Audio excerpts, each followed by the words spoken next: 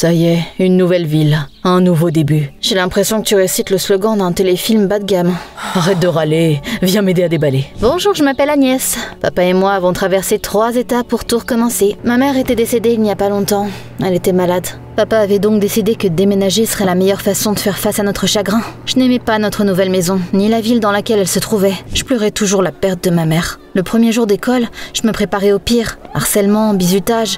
ce genre de choses. Mais il ne s'est rien passé. Rien du tout. La vie scolaire n'est pleine d'aventures que dans les séries. En réalité, tout ce qui se passe, c'est des cours ennuyeux parsemés de quelques pauses. Au début, j'étais aux anges, mais ça a vite commencé à m'ennuyer. Parfois, je regardais par la fenêtre et je me disais « Oh, j'aimerais qu'une météorite tombe et pimente les choses. » Pendant ce temps-là, papa commençait à faire des choses bizarres. Un jour, il m'a réveillée à 3h du matin pour parler de maman. Elle n'est pas morte, c'est juste une blague, non? Il y avait tellement de douleur et de folie dans ses yeux. Il m'a même fait un peu peur. En quelques jours, les choses ont empiré. Papa avait toujours été gentil, mais maintenant il était plein de colère. Il s'est disputé avec notre voisine. Puis il a commencé à détruire tout ce qui était en vue, comme si les murs étaient à blâmer pour la mort de maman. Maman me manquait aussi. Je pleurais sans arrêt. Mais je ne pouvais en parler à personne. Bientôt, je ne pouvais plus supporter d'être seule avec papa. Et j'ai trouvé un travail à temps partiel pour garder ma santé mentale. Bonne journée Agnès. Merci. Mon nouveau travail avait beaucoup d'avantages. J'avais l'air incroyable dans l'uniforme. Je gagnais de l'argent et je rencontrais beaucoup de nouvelles personnes. Un jour, un mec mignon a ouvert la porte quand j'ai toqué. Il avait une cicatrice de brûlure sur le visage, mais il était toujours très beau.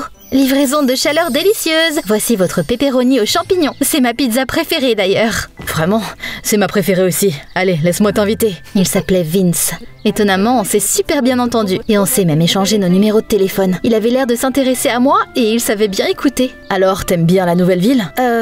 J'aimerais qu'il y ait plus d'événements passionnants et de choses à faire. S'il n'y a personne à qui tu peux parler, tu devrais tenir un journal et écrire toutes tes pensées. C'est ce que je fais. Et toi, tu vas à quelle école? Je t'ai pas vu à la mienne? Vince s'est soudainement détourné, l'air plus sombre qu'un jour de pluie. Je dois y aller. Eh bien, super. La première vraie conversation que j'avais eue depuis des semaines s'est terminée en drame. Notre maison sentait le toast brûlé et le désespoir. Papa se tenait devant un mur et se parlait à lui-même. Je donnerais n'importe quoi, tout pour récupérer ma femme. Je ne savais pas ce qui me faisait le plus peur. Le fait qu'on ait perdu maman pour toujours ou le fait que papa perdait la tête. Le matin, le directeur a présenté notre nouvelle prof d'anglais. Mademoiselle Lynch avait l'air tellement gentille que j'avais peur de fondre juste à la regarder. Elle était habillée comme une nonne. Ses cheveux étaient soigneusement attachés. Bonjour à tous. En fait, j'étais censée être la psychologue de l'école. C'est ma profession principale. Mais l'école avait beaucoup plus besoin d'un professeur d'anglais. La leçon a commencé. J'ai décidé de suivre les conseils de Vince et j'ai transformé mon cahier en journal intime. J'ai écrit sur tout ce qui me troublait. Ma mère me manque, je m'inquiète pour papa, j'aimerais que quelque chose d'intéressant m'arrive. Agnès, qu'est-ce que tu fais pendant le cours? J'écris juste mes pensées dans mon journal. Mademoiselle Lynch m'a demandé de rester après les cours. Agnès, je vois que quelque chose te tracasse. Si jamais tu veux parler, je suis là. Au début, je voulais dire quelque chose de sarcastique pour masquer ma vulnérabilité. Mais j'ai cédé et j'ai hoché la tête. Pour être honnête, je veux vraiment parler à quelqu'un. Oh, je t'attendrai après le cours demain. J'ai de nouveau hoché la tête et je suis partie de la salle de cours. J'avais l'impression d'avoir oublié quelque chose d'important. Qu'est-ce que ça pouvait être? Intéressant. Je me suis réveillée le lendemain matin parce que quelqu'un m'avait ajouté à une discussion appelée « Le jeu ». En plus de moi, il y avait 4 autres élèves de mon école. Le premier, c'était Sam, un gars populaire et le clown de la classe. Ensuite, il y avait Rachel, la reine des réseaux sociaux. Son petit doigt gauche était plus photogénique que moi. Le 3e étudiant était Junso, un athlète qui parlait peu mais courait vite. Et enfin, Debra, une encyclopédie ambulante et la meilleure élève de l'école. Le plus étrange, c'est qu'aucun de nous n'était amis. On ne disait même pas bonjour dans les couloirs de l'école. Qui c'est qui nous avait tous ajoutés à une discussion? Et puis, une autre personne est apparue, sous le pseudonyme de l'animateur. Voici ce qu'il a écrit. Vous êtes invités à participer à mon jeu. Je vais envoyer une tâche personnelle pour chaque joueur dans le groupe. Vous obtiendrez des points pour avoir terminé les tâches. Si vous refusez, vous serez condamné à une amende. La règle la plus importante est que personne ne devrait être au courant du jeu, sauf vous 5. Naturellement, on n'a pas pris au sérieux. Mais ensuite, l'animateur a envoyé une photo du prix dans le chat. C'était un quad qui avait l'air d'être fait pour les rebelles. Hier encore, je me disais que la vie était comme un marécage, et aujourd'hui, j'avais la chance de m'en sortir. Donc quand le bouton « Rejoindre le jeu » est apparu dans le chat, j'ai cliqué dessus. Les autres l'ont fait aussi. J'ai vu papa en bas allongé par terre comme une baleine échouée. Papa, c'est quand la dernière fois que t'as mangé ou pris une douche? Je veux juste dormir. Dans mes rêves, je revois ta mère. J'ai avalé la boule dans ma gorge. Bonjour à moi. On dirait bien que j'étais encore seule. À l'école, j'ai vu tous les élèves du chat. Vous pensez que c'est du sérieux? Je ne sais pas, mais le quad avait l'air cool. Je suis prête à me battre pour ça. Je veux juste m'amuser. Le dernier cours ce jour-là était anglais. Après que la cloche ait sonné, tout le monde a couru dans le couloir et Mademoiselle Lynch est venue me voir. Maintenant, on peut parler de ce qui te tracasse. Mais à ce moment-là, mon téléphone a vibré dans ma poche et j'ai vu que l'animateur avait envoyé la première tâche à Sam. Il était censé aller chez Mademoiselle Parker et lui avouer son amour. Mademoiselle Parker était notre méchante bibliothécaire à la retraite. Le reste d'entre nous était censé le filmer et envoyer la vidéo au chat comme preuve. Agnès, tu m'as entendu? Ah, je suis désolée, je dois y aller, c'est une apocalypse familiale. T'as vu le message aussi? Oui, on va tous chez Mademoiselle Parker. Sam a redressé ses épaules, a bien mis ses cheveux et a frappé à la porte de Mademoiselle Parker. On s'est caché dans les buissons et on s'est préparé à le filmer sur nos téléphones. Mademoiselle Parker, ça peut sembler bizarre, mais je vous aime. Voulez-vous m'épouser? Oh, ça fait 60 ans que j'attends ça. Mademoiselle Parker est partie chercher un voile et Sam est parti du porche. Arrêtez de rire, abruti. Vous avez tout filmé? Chaque seconde est en humiliation. Alors partons d'ici avant que Mademoiselle Parker ne revienne en robe de mariée. Plus tard, on a envoyé la vidéo au chat et l'animateur a donné un point à Sam. Après ça, les autres participants ont aussi eu leur tâche. Elles étaient toutes drôles et inoffensives. Le plus étonnant, c'est qu'on a commencé à s'apprécier. Pour de vrai.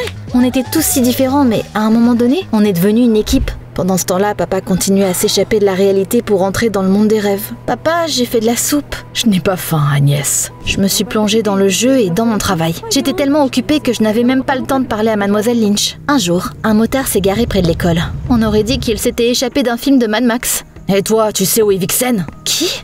Steve, je t'avais dit de ne pas venir à l'école. Désolée, Vixen, mais tu ne répondais pas au téléphone. C'est Mademoiselle Lynch maintenant. Pars. Oui, patron. C'était qui? Mon cousin. Vixen est mon surnom d'enfance. Je ne croyais pas un mot de ce qu'elle disait, et j'avais bien raison. Après tout, plus tard, je l'ai entendu parler à quelqu'un. Assurez-vous que Steve ne se présente plus à l'école. Pensez à ma couverture. Je voulais continuer à la surveiller, mais une nouvelle tâche est apparue dans le chat. C'était une tâche pour moi. Agnès, tu es bien trop discrète. Donne-toi un spectacle en cours d'anglais. Crie, saute sur les bureaux. Les preuves vidéo doivent être envoyées dans le chat, comme d'habitude. Quoi? J'ai regardé mon téléphone sous le choc. Plus tard, j'ai dit aux autres que je ne le ferais pas. Ne laisse pas tomber maintenant, ça va être sympa. Fais juste une petite scène. Au final, j'ai écouté mes amis. Et j'ai dansé sur des bureaux comme si j'étais possédée par le diable pendant le cours. Bien sûr, j'ai été envoyée au bureau du directeur pour ça. Il m'a crié dessus et il a menacé d'appeler mon père, mais je m'y attendais. Mademoiselle Lynch m'attendait déjà quand je suis sortie du bureau du directeur. Agnès, je m'inquiète de ton comportement. Est-ce parce que ta mère te manque? Comment vous êtes au courant de ça? T'as laissé ton journal dans la salle de cours et je l'ai lu. Oh, je suis désolée. Vous avez fait quoi? Rendez-moi ça. Je l'ai laissé à la maison, mais je te promets que je te le rendrai. Et si tu veux toujours parler, pas avec vous. Je suis partie en trombe. Elle m'a fait bouillir de rage. J'avais l'impression que Mademoiselle Lynch avait creusé dans mon âme. C'était ignoble. Ce soir-là, je suis partie travailler comme d'habitude. C'était juste moi, les pizzas et la route. J'ai frappé à la porte d'une maison et j'ai été abasourdie. Le motard barbu que j'avais vu à l'école m'a ouvert la porte. La nourriture est là. Patron, prenez l'argent. Puis elle est apparue. Mademoiselle Lynch, mais elle ne ressemblait plus à une enseignante. Tatouage, vêtements en cuir, cheveux détachés. Mais pourquoi vous ressemblez à ça? Ça ne te regarde pas à quoi je ressemble ou ce que je fais après le travail. Elle m'a poussé l'argent, elle a pris la pizza et elle m'a claqué la porte au nez. Je suis restée là à cligner des yeux jusqu'à ce que mon téléphone vibre. L'animateur avait envoyé une autre tâche dans le chat. Il voulait que Junsu brise le couple le plus adorable de notre école en embrassant la copine de son ami. J'ai serré le téléphone sur ma poitrine, choquée. Chaque nouvelle tâche était de plus en plus dérangeante. Le matin, on est venu à l'école. On a tous regardé Junsu et lui, il regardait ce couple. Puis il a pris son téléphone et il a écrit dans le chat qu'il refusait de faire sa tâche. Presque immédiatement, l'animateur a répondu « Alors, prépare-toi aux conséquences. Je n'en ai plus rien à faire de ce jeu stupide. » 1 heure plus tard, on est entré dans la cantine. Tous ceux qui étaient là se sont tout de suite retournés pour fixer Junsu. Il y avait des dépliants partout. J'en ai ramassé un et j'ai haleté. Une fois, Junsu a gagné une compétition en faisant trébucher son adversaire. Ce n'est pas un héros, c'est un tricheur. Nos téléphones ont bipé quand on a reçu un message de l'animateur. Junsu, tu te considères comme une bonne personne. T'as refusé de détruire la relation de ton ami et pourtant, tu n'as pas hésité à ruiner la carrière sportive de quelqu'un. Voici ton jugement. D'ailleurs, je connais tous vos sales petits secrets. C'est pas un jeu et quelqu'un se venge! À la prochaine pause, on est allé au gymnase pour discuter de qui pourrait vouloir nous faire la guerre. L'animateur en sait trop. Ça doit être quelqu'un qu'on connaît. Je sais qui c'est. C'est la nouvelle. Quoi? Pourquoi moi? Attends, mais c'est mon journal? Mademoiselle Lynch m'a demandé de te le donner. Je n'ai pas pu m'empêcher de jeter un coup d'œil. Agnès a écrit qu'elle s'ennuyait trop. C'est clairement un motif pour commencer ce jeu, n'est-ce pas? Sérieusement? J'étais avec vous quand l'animateur nous envoyait des messages. Tu pourrais avoir un complice. Ils m'ont encerclé comme une meute de loups. Je me sentais comme une victime impuissante. Si tu vas plus loin, je te ferai regretter d'être née, Agnès. Ils m'ont laissée comme ça. Je me sentais vide à l'intérieur et ma tête tournait à 1000 à l'heure. En fait, tout avait commencé après que Mademoiselle Lynch soit apparue à l'école. Elle était méfiante et aurait pu commencer le jeu et me piéger.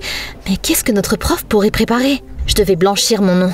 Donc dès qu'il a fait nuit, je me suis glissée jusqu'à la maison de Mademoiselle Lynch et j'ai soigneusement regardé par sa fenêtre.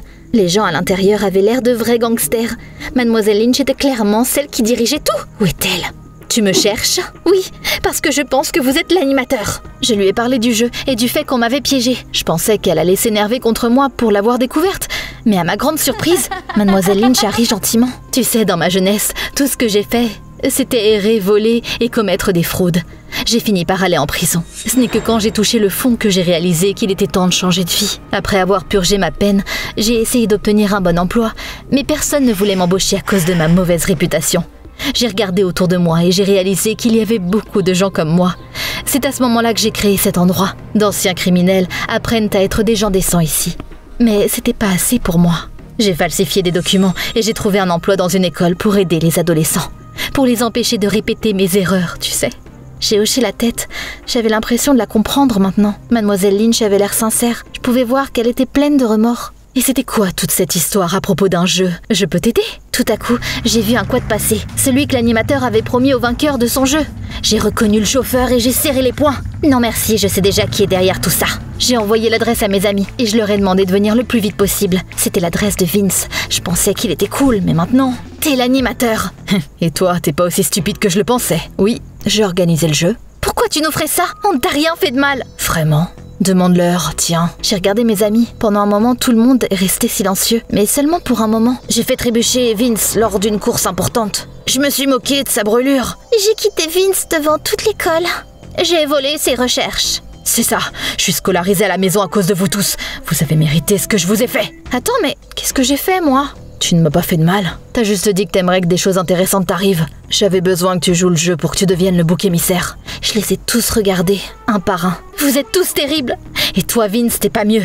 Quelques jours sont passés. Je n'ai parlé à aucun d'entre eux. La vie est revenue à la normale. C'est comme si rien de tout ça ne s'était jamais produit. Agnès, je peux te parler un instant? Je démissionne. On ne peut pas faire de bien en montant. Je ferai des études pour devenir psychologue, puis je reviendrai pour de vrai. Puis elle m'a rappelé qu'elle avait lu mon journal et m'a expliqué ce qui se passait avec mon père. Il traverse les 5 étapes du deuil. Le déni, la colère, la négociation, la dépression. Bientôt, il atteindra l'étape finale, l'acceptation. Les choses deviendront plus faciles après ça. Et au fait, je pense que tu devrais essayer de pardonner à tes amis. Je sais par expérience à quel point il est facile de faire beaucoup d'erreurs. Tout le monde a droit à une seconde chance. Je vais y réfléchir. Merci pour tout. Quand je suis rentrée à la maison, quelque chose sentait bon.